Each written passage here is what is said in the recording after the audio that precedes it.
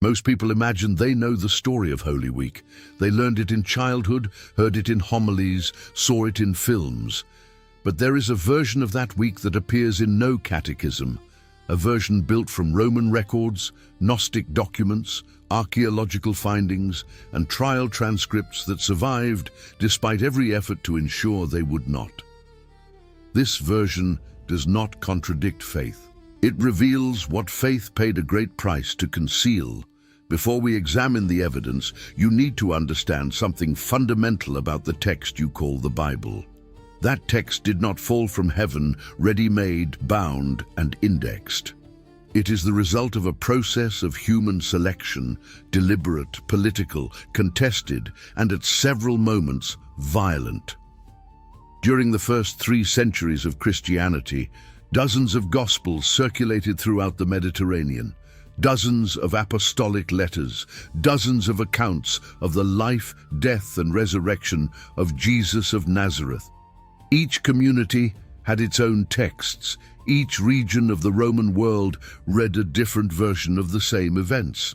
And that diversity was not a flaw, it was the reality of a movement spreading without control, without centralized hierarchy, without an official document declaring which version was the true one.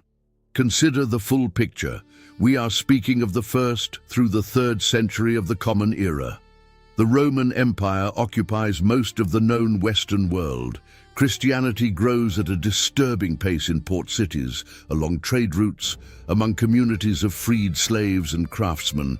And within that growth, radically different versions emerge of what Jesus said, what Jesus did, and above all, what Holy Week truly meant. There were the Gnostics, who read the death and resurrection of Jesus as a spiritual, not physical drama.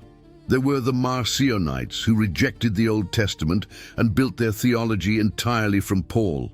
There were the Ebionites, who insisted Jesus was a human prophet, not divine.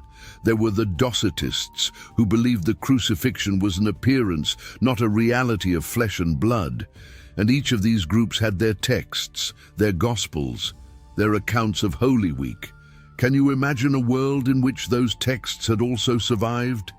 The official version of the story did not yet exist. This begins to change in 325 of the Common Era in a city called Nicaea, in the northwest of present-day Turkey.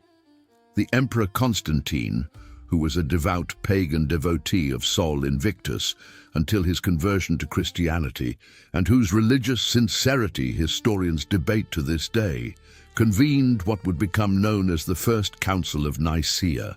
318 bishops arrived from every corner of the empire. It was the first time in history that Christian leaders gathered on a universal scale to decide formally and definitively what was and what was not the true Christian faith. What was decided in that hall would define what 2 billion people would believe 21 centuries later. And what was excluded from that hall would be buried, burned, and declared heresy. And here is the first detail that changes everything. Nicaea was not a meeting of peaceful consensus. It was a battle. The central debate revolved around the nature of Jesus of Nazareth. Arius, an Alexandrian priest of enormous influence and disturbing eloquence, argued that Jesus was a creature created by God, superior to humans, yes, but subordinate to the Father, not equal to him. There was a time when he was not, Arius declared. It was a position with massive support. Bishops from entire regions of the East supported Arius. Athanasius, the young deacon who would become Bishop of Alexandria and who would be exiled 5 times throughout his life for defending his position, argued the opposite. Jesus was of the same substance as the Father, consubstantial, co-eternal, co-equal, fully divine. The difference seems theological and abstract, but what it determined was concrete and explosive. If Jesus was subordinate to God, then Holy Week was the death of an exalted prophet, a superior being, yes, but a created one, a representative of God on earth. If Jesus was equal to God, then Holy Week was something of an entirely different magnitude. God entering creation to die within it. Everything that would be written, preserved, destroyed, or suppressed in the centuries that followed depended on which of these positions won in that hall at Nicaea, with Emperor Constantine sitting at the back, watching the debate with the patience of a man who needed a unified religion to govern a fragmented empire. Athanasius won, and from that moment on, documents that did not align with the winning version began to disappear. The process was gradual and methodical. The Council of Carthage, in 397 of the Common Era, formalized the biblical canon that most churches use to this day. 27 books for the New Testament, 4 Gospels, and decades of texts circulating in Christian communities, texts with authority, antiquity, and theological depth, were classified as apocryphal, heretical, dangerous. Bishops issued letters ordering them destroyed, and across most of the Roman world, they were, across most of it. But there is a fact about what survived that catechism books never mention, and that fact only became clear in December of 1945, when an Egyptian peasant named Muhammad Ali al-Saman went to dig organic fertilizer near a reddish limestone cliff at Nag Hammadi in Upper Egypt. He was more than 60 kilometers north of Luxor, working in soil that the sun had cracked into hundreds of irregular lines. And when his mattock struck something solid, buried just over a meter deep, he found a clay jar more than half a meter tall, its mouth sealed with pitch. What was inside that jar had been waiting to be found for more than 1,600 years, and what was inside will make you reassess every detail of Holy Week you believe you know. Because inside the jar were texts that spoke directly about that week. And what those texts say about the night of Jesus' arrest, about who delivered whom, and why, will haunt you long after you finish watching this video. Put into perspective what Muhammad Ali found in that jar: 13 leather-bound codices, 52 distinct texts, written in Coptic, the language of Egyptian Christians of the early centuries, documents that included Gospels, letters, revelations, and philosophical treatises that the Church had not merely excluded from the canon, it had actively ordered destroyed. The reason they survived was simple and disturbing. Someone buried them before they could be burned. Someone, at some point in the 4th century, took those texts, carefully wrapped them in goatskin, placed them inside a clay jar, sealed the mouth with black pitch, and buried them in the rocks of the Egyptian desert. That someone knew they were doing something illegal, that they were hiding texts that the bishop had ordered destroyed, and they took that risk, a risk that could cost them their life, because they believed those texts could not be allowed to die. 1,600 years. That is how long those texts waited to be found. What scholars found inside the Nag Hammadi codices rewrote decades of academic certainties about the origins of Christianity. There was the Gospel of Thomas, a collection of 114 sayings attributed to Jesus, with no birth narrative, no crucifixion narrative, no resurrection narrative, only words, only teachings. Phrases such as, "If you bring forth what is within you, what you bring forth will save you. If you do not bring forth what is within you, what you do not bring forth will destroy you." A version of Jesus focused on inner transformation, self-knowledge, a spiritual journey requiring no institution or priestly mediator. There was the Gospel of Truth, the Gospel of Philip, and the Apocryphon of John, a cosmological text that placed the God of the Old Testament not as the supreme God, but as an intermediary deity, powerful but limited. A cosmology that made the moral universe of Holy Week entirely different. And buried among those texts was material that spoke directly about Jesus' final days in Jerusalem. Not as the story you learned, but as a more complex and more politically dangerous reality, What the records show is that 2 years after Nag Hammadi in 1947, another discovery turned upside down what historians believed they knew about the world in which Jesus lived. A young Bedouin shepherd named Muhammad Ed-Dib of the Ta'amira tribe was searching for a stray goat on the rocky slopes of the northwest shore of the Dead Sea, in an arid and inhospitable place called Qumran. On impulse, or out of boredom, he threw a stone into a vertical crack in a limestone wall and heard the sound of a pot shattering. What he found inside that dark cave, smelling of dust and old leather, were the first of what would be called the Dead Sea Scrolls, more than 900 distinct documents written on parchment and papyrus, preserved with archaeological astonishment by the extreme dryness of the Judean desert. Follow the reasoning. These manuscripts were not Christian.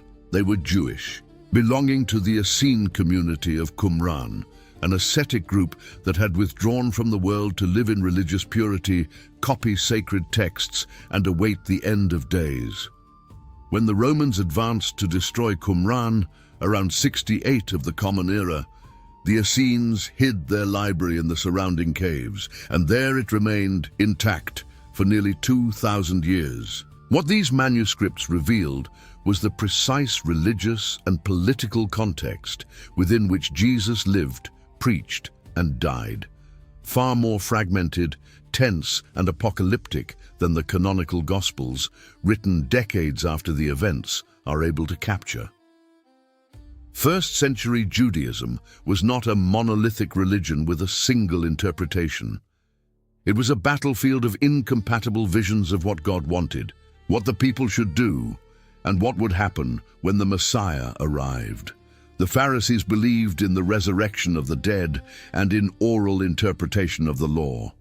The Sadducees, who controlled the temple and the priestly aristocracy, rejected the resurrection and accepted only the written law. The Zealots believed that the liberation of Israel required armed revolution against Rome. The Essenes believed that ritual purity was the only path, that the temple was corrupt, and that the end of the world was near. And within that battlefield, Jesus of Nazareth entered Jerusalem in that final week with a message that disturbed all groups simultaneously. Scale the challenge. Holy Week begins with what we call the triumphal entry into Jerusalem. Jesus arrives riding a donkey, surrounded by pilgrims throwing palm branches and cloaks on the ground, shouting Hosanna, a word that means, literally, save us. It is an image that seems pastoral, religious, almost lyrical in films. Golden light, a festive crowd, soft music. But do you know what was happening politically at that same moment, on the other side of Jerusalem, possibly at the same hour? Pontius Pilate was arriving in the city with his cohort of Roman soldiers, the military garrison descending from Caesarea Maritima specifically to reinforce the Roman presence during Passover, because Passover was the most dangerous time of year for the Romans in Jerusalem. It was the feast that celebrated the liberation of the Jews from Egypt, from the yoke of Pharaoh, a feast of freedom and national memory among a people who were, at that very moment, being occupied by another foreign empire. The Romans were not naive. They knew that concentrating 80,000 people in a city that normally held a quarter of that number during a feast celebrating the liberation of an oppressed people was a recipe for explosion. And every time Passover approached, the governor descended from Caesarea with more soldiers, 2 processions entering Jerusalem simultaneously. One coming from the east through the Jordan Valley with a Galilean preacher on a donkey, surrounded by poor pilgrims, fishermen, women, children, people without weapons and without power. Another coming from the west along the road from Caesarea, with the emperor's representative on a war horse, with the insignia of the Roman eagles gleaming in the sun and the sound of leather sandals beating in the rhythm of military march. The historian Marcus Borg and the theologian John Dominic Crossan called these 2 processions the most revealing contrast of all of Holy Week. a deliberate and conscious staging of two incompatible powers, two incompatible systems of values, two completely different concepts of authority entering the same city at the same time. And here is the detail that changes the scale of everything. Jesus' entry into Jerusalem was not spontaneous. It was a calculated, politically charged action based on a specific prophecy from the book of Zechariah, chapter 9, verse 9. Behold, your king comes to you, righteous and victorious, lowly and riding on a donkey, on a colt, the foal of a donkey. Choosing a donkey was no accident. It was a declaration. It was the public affirmation that this man fulfilled a prophetic promise, that he came as the long-awaited king, and that this king arrived not in a war chariot, but in deliberate humility. Everyone there, Jew and Roman alike, understood what that gesture meant. It was a language that needed no translation. What few realize is that Herod Antipas was also in Jerusalem that week, information that the Gospel of Luke mentions briefly, but that most Paschal narratives ignore. Herod was not merely the tetrarch of Galilee. He was the son of the king who had ordered the massacre of all the boys in Bethlehem. He was the same ruler who had ordered the beheading of John the Baptist, the prophet who had baptized Jesus in the Jordan, and Jesus had publicly called Herod a fox. Now the same Jesus who had offended Herod was within the walls of the same city where Herod stayed during Passover. Two of the most powerful men in Judea and the most disturbing preacher of the most explosive popular movement of the century were simultaneously in a city that had doubled in size with the arrival of pilgrims. The explosion was a matter of time. The episode that precipitated everything was what happened at the temple. And what happened at the temple, when you understand the real context, is far more disturbing than most versions recount. Jesus entered the court of the Gentiles, the outer area of the monumental complex of Herod the Great's temple. Not the original Temple of Solomon, destroyed by the Babylonians in 586 before the Common Era, but the reconstruction that Herod had begun around 20 before the Common Era, and that was still being completed in Jesus' time. One of the most impressive feats of engineering in the ancient world. The court of the Gentiles, the outer area open to any visitor regardless of religion, was approximately 28 hectares. A space that could accommodate tens of thousands of people simultaneously. In that courtyard functioned an exchange system essential to the functioning of the cult. Offerings to the temple had to be made in Tyrian coinage, the only currency accepted by the priests because it was the only one that bore no image of a Roman emperor on its face, making it ritually pure. Pilgrims came from Babylon, Egypt, Greece, and Rome, with coins from every empire. They needed to exchange them for the correct currency. The money changers provided that service. The sellers of doves and lambs provided the animals for the sacrifices that pilgrims would offer. Without this system, worship at the temple simply did not function. It was the religious and economic infrastructure of the entire ritual life of centralized Judaism. Jesus entered that space and overturned the tables, poured the coins onto the stone floor, drove out the animals, quoted Jeremiah and Isaiah, and proclaimed that his father's house had been turned into a den of thieves, the acrid smell of incense smoke, the sound of coins clinking on the limestone floor, the squawking of released doves flying in panic within the enclosed space of the courtyard, the crowd recoiling, then stopping, then closing in around the scene. Can you grasp the meaning of a single man disrupting that system at that moment during Passover? What the records show is that this act was not an impulsive gesture of individual religious indignation. It was a direct and calculated attack on the institutional authority of Caiaphas, the high priest who controlled the exchange system and profited from it. Caiaphas was not merely a spiritual leader, he was a political administrator of immense power, appointed and kept in office by the Romans because he was efficient at maintaining order and collecting temple tributes. He had held the office for 18 years, an extraordinary record at a time when the Romans habitually replaced high priests frequently to maintain control. And Jesus had in public at full Passover, with the city overflowing with pilgrims from across the Jewish world, attacked the economic and institutional heart of the authority that Caiaphas represented. That could not go unanswered. But there is an element of Holy Week that the canonical Gospels describe in a way that raises disturbing questions. Questions that the Nag Hammadi documents address in a manner that the Church had every reason not to want you to know. This is where the second loop of this story opens. What truly motivated the betrayal of Jesus, and what the Romans meant when Pilate wrote the inscription he ordered placed above the cross. The Synoptic Gospels describe Judas Iscariot as someone who betrayed Jesus for 30 pieces of silver. 30 coins, the price of a slave according to Mosaic law. It is the version you know. It is the version that entered the Western imagination as the ultimate symbol of betrayal. But the Gospel of Judas, a Coptic manuscript that had circulated widely in the first 2 centuries of Christianity, discovered in Egypt sometime in the 1970s and published by National Geographic in 2006, presents a radically different version. In that text, Judas is not a traitor driven by greed.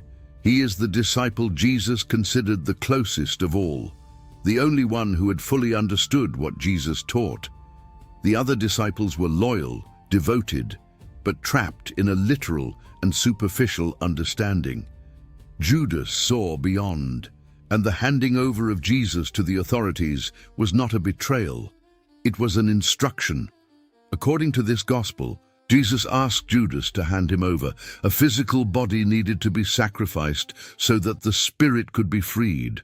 Judas did what Jesus needed someone to do. He performed the hardest, most painful, most misunderstood work of all, and he spent the next 2 millennia being called a traitor for doing exactly what he was asked to do. What do you do with that information? This is not about deciding which version is true. It is about understanding that versions existed, multiple, documented, contemporaneous versions produced by real Christian communities living less than 100 years after the events, that were deliberately eliminated from the official historical record. The Church did not merely choose 4 Gospels, it discarded dozens. And those it discarded were not late inventions without credibility. Many were as ancient as those that were preserved, some possibly more ancient. The night of the arrest took place in the Garden of Gethsemane, an area of olive trees at the foot of the Mount of Olives, on the eastern side of Jerusalem, beyond the Kidron Valley. Archaeologists have identified olive trees in that region between 900 and 2,000 years old. It is possible that some of the trees standing there today were there that night, that they felt the weight of the cold pre-dawn air of Nisan, the month of the Jewish Passover, when the temperature of Jerusalem can still fall below 10 degrees Celsius. Jesus prayed. He sweated what the Gospel of Luke describes as drops of blood, a real medical phenomenon called hematidrosis, documented in cases of extreme stress, in which capillaries near the sweat glands rupture. The disciples slept, exhausted from the Last Supper and the accumulated tension of the preceding days. And then the guards arrived, armed with swords and spears, carrying resin torches that illuminated the garden with a trembling reddish light in the middle of the Passover night. The acrid smell of pitch burning in the torches, the sound of leather sandals beating on the damp earth floor. The sudden silence of the crickets as the armed multitude entered the garden. What passed through that man's mind at that moment? What passes through any human being's mind when they realize that what they begged might pass as a cup will not pass? The Gospels record that one of the disciples cut off the ear of a servant of the high priest.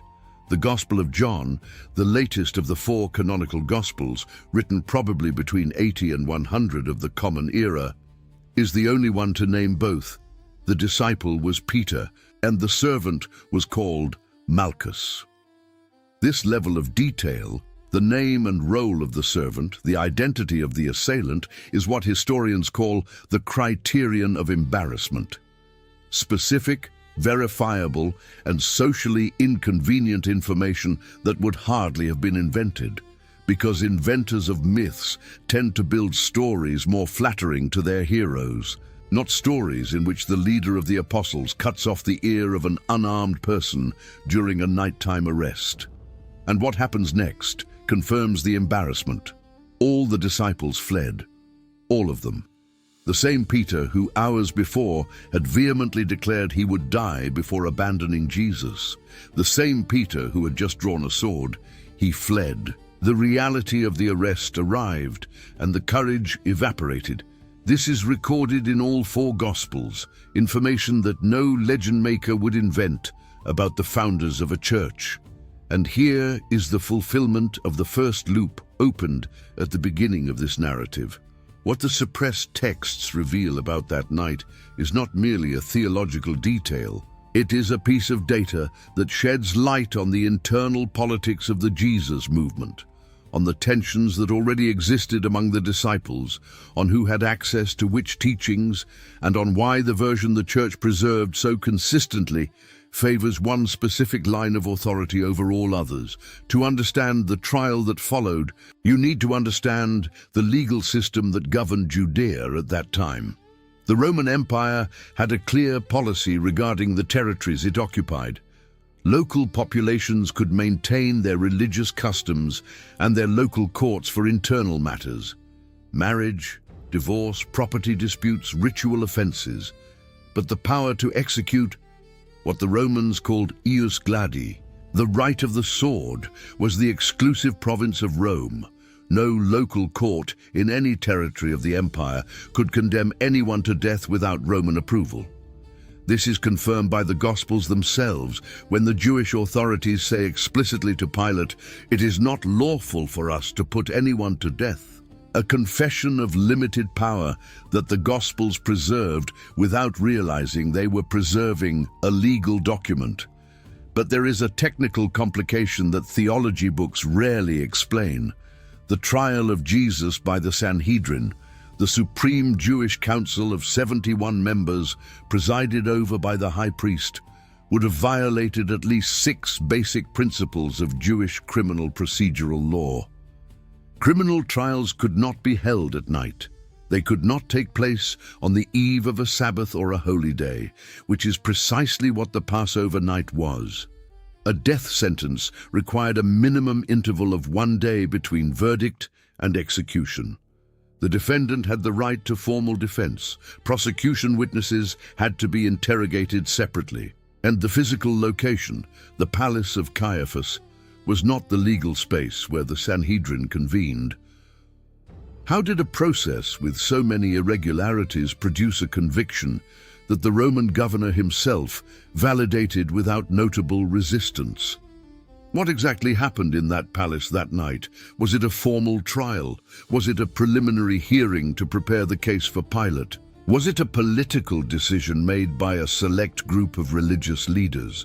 Not the full Sanhedrin, but a faction who decided to act with urgency before the Passover pilgrims could mobilize in defense of Jesus.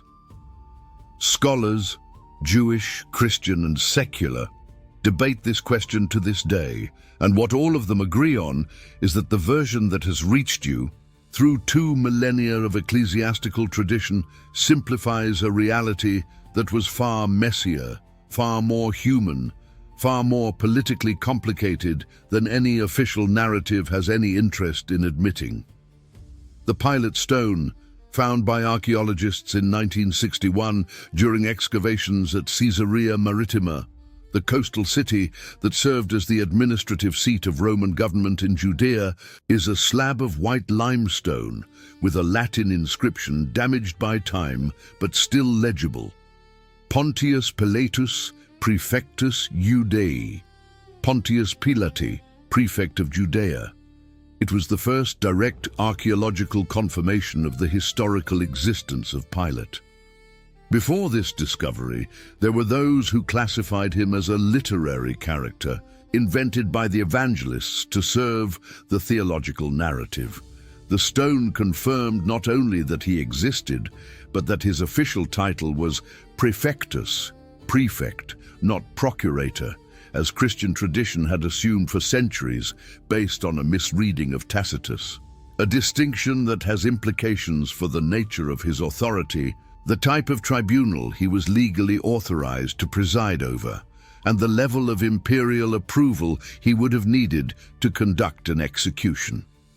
What the independent Roman record describes about Jesus is dry, brutal, and devoid of any hagiographic intent.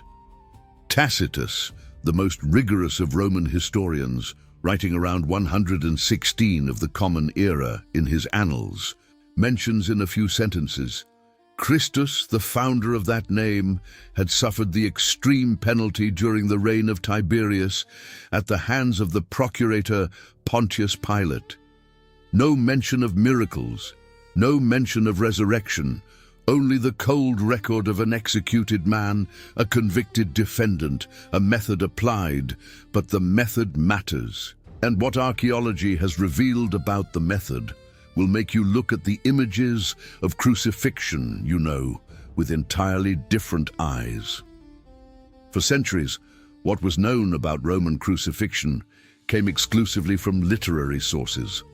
The Gospels, writers like Seneca and Josephus, accounts from observers.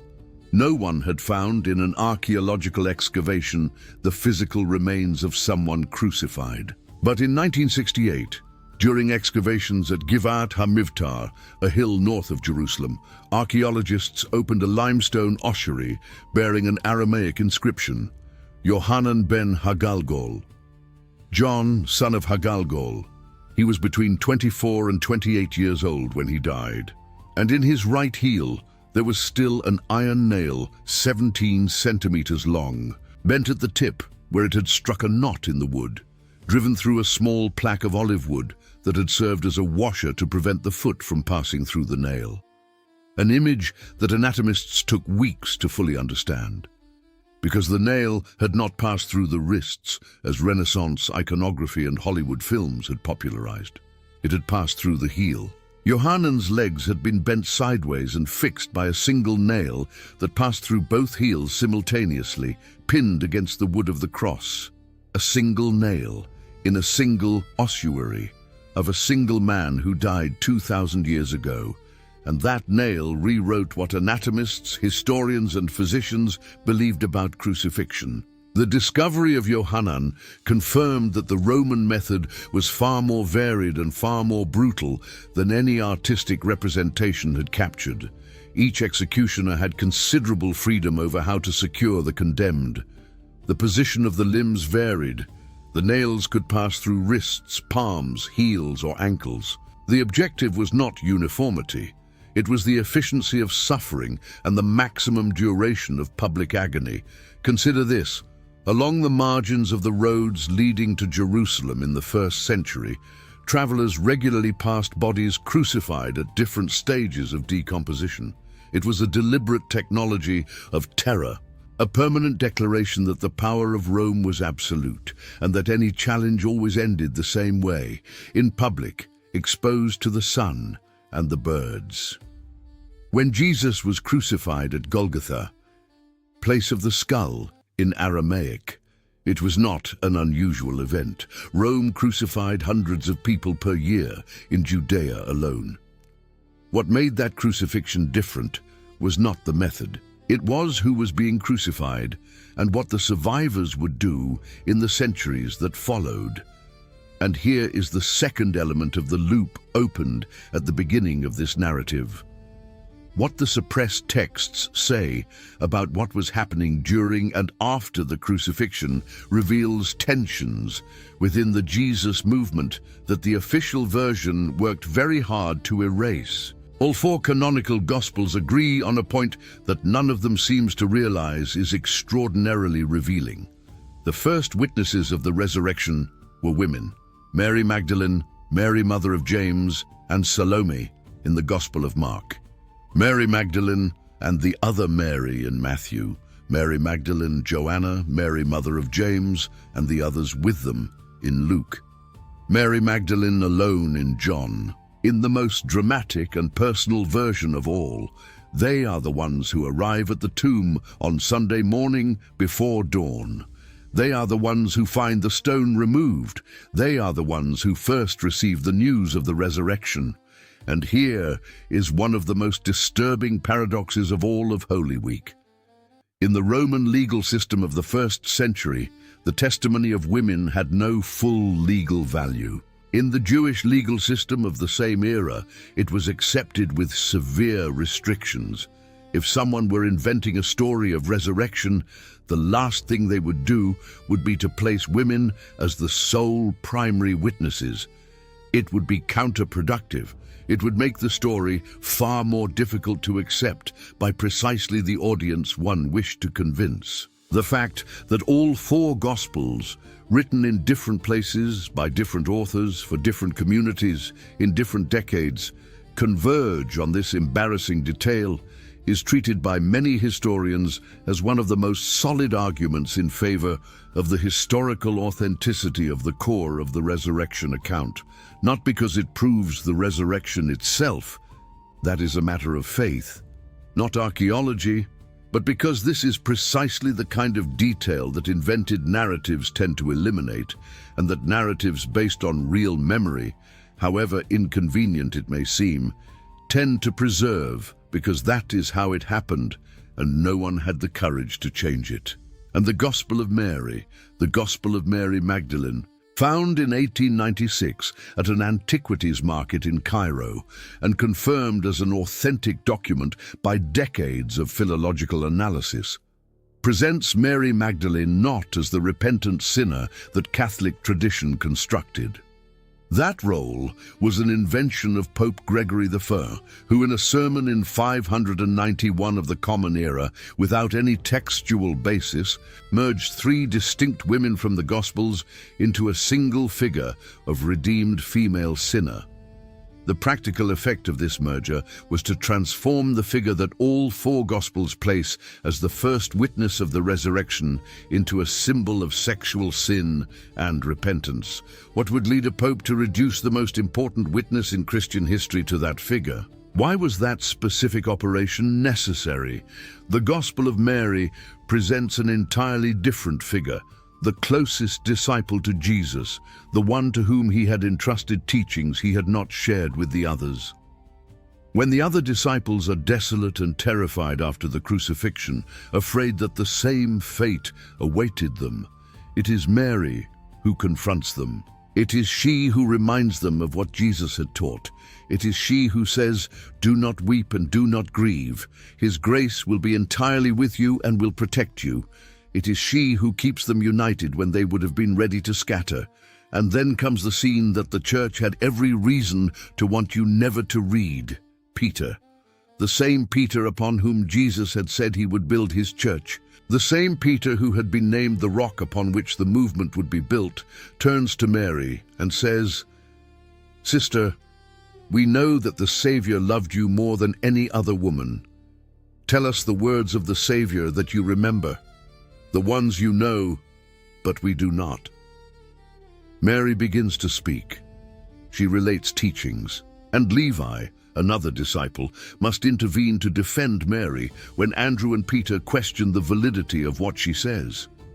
If the Savior made her worthy, who are you to reject her? Surely the Savior knew her very well. That specific tension, Peter rejecting the spiritual authority of Mary, being confronted by another disciple, raising questions about the internal hierarchy of the Jesus movement, does not appear only in the Gospel of Mary. It appears in the Gospel of Philip, in the Pistis Sophia, in several other Nag Hammadi texts. It is not an isolated invention of a single Gnostic author. It is a pattern that runs through multiple independent documents produced in different communities at different times. And that pattern suggests that there was a real memory, a real conflict, about who held authority within the Jesus movement after his death. The Gospel of Peter, the second-century text that survived in an Egyptian fragment found in 1886 during excavations of a tomb at Akhmim, adds to the resurrection narrative an element that appears in none of the four canonical Gospels, and that the Church not only failed to incorporate, but treated as proof of heresy, a visual description of the actual emergence from the tomb. The text describes two men of light descending from heaven and entering the tomb, and then exiting carrying a third figure. The head of the third figure surpassed the clouds, and behind them a cross emerging from the tomb, and a voice from heaven asking, "Did you preach to those who sleep?" And the cross answering, "Yes." A cross that answers, a cross that speaks. It is an image radically different from the serene and intimate resurrections of the four canonical Gospels. The angel seated on the stone, the women afraid but full of joy, the gardener who reveals himself. The Gospel of Peter describes something apocalyptic, cosmic, disturbing in its scale. It is the kind of vision that the first and second centuries of Christianity produced in abundance, and that the fourth century decided was too ornamental, too excessive for the clean doctrinal narrative being constructed to govern an empire. On the 22nd of May, 2006, National Geographic published the complete translation of the Gospel of Judas for the general public, accompanied by a documentary broadcast in dozens of countries. It was a manuscript that had been in private hands for decades, passing through Egyptian collectors, European dealers, and American specialists, before being acquired by the Maecenas Foundation for Ancient Art, which funded its restoration. Specialists spent 5 years merely reconstructing the fragmented papyrus before they could read what was written. The world reacted with fascination and scandal. Bishops issued official statements. Columnists debated in newspapers across the world, and the text was read by millions who had never read any canonical gospel.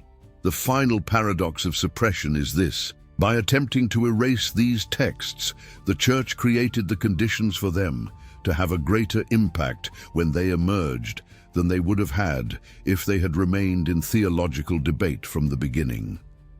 If the Gospel of Judas, the Gospel of Mary, and the Nag Hammadi texts had been included in the canon, or at least preserved as historical reference, they would have been simply one more voice in a far richer and more complex chorus. Instead, they arrived in the modern world as revelation, as scandal, as proof that the official story had gaps, and the gaps exist.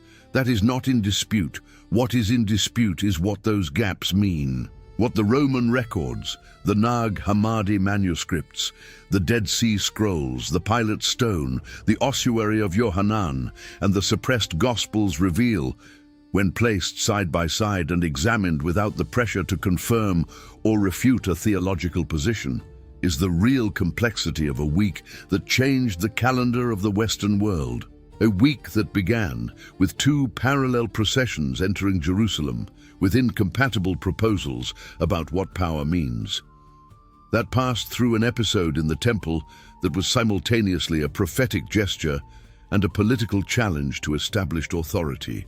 That included a farewell meal, about which the 4 Gospels disagree as to the exact date. The Synoptics describe it as the Passover meal. John places it 1 day earlier. A 24-hour discrepancy about the most important event of the week among authors who were attempting to tell the same story.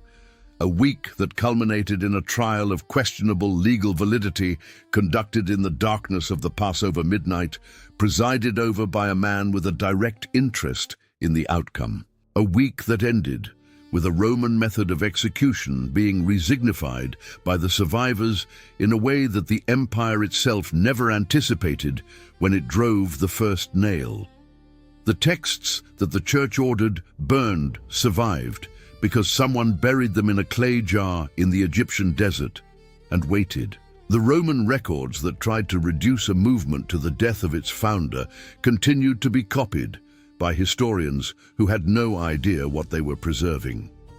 The women whose testimony had no legal value had their names engraved in 4 independent documents that 2,000 years of institutional pressure could not erase. And the archaeologist who held the pierced heel of Yohanan fell silent before what that bone told about what it was possible to do to a human being, and about what that human being endured.